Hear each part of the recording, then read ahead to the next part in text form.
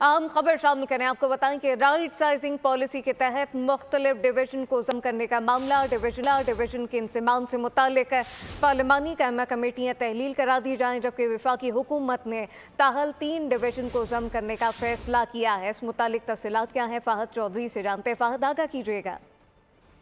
जी देखिए, वज़ीर आज़म ने राइट साइजिंग के लिए एक खुसूसी कमेटी तश्कील दी थी काबीना की, जिसकी तजावीज़ की रोशनी में अब तक वफाकी हुकूमत 3 जो वजारतें और डिवीजन हैं उनको जम कर चुकी है।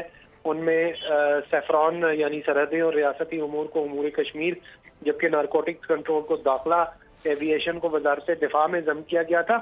और इन वजारतों और डिवीजन को जम करने के बाद फैसला किया गया है। वजारत पार्लिमानी उमूर के ज़राए का कहना है कि जो कायमा कमेटियां हैं सेनेट और कौमी असम्बली की, इन वजारतों से मुतालिक उन्हें भी तहलील कर दिया जाएगा, क्योंकि उनकी अब जरूरत बाकी नहीं रही।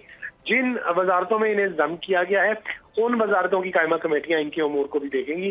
तो अब जो है ज़राए का ये कहना है कि राइट साइजिंग कमेटी मामला है। फाहद चौधरी अपडेट कर रहे थे, आपका शुक्रिया।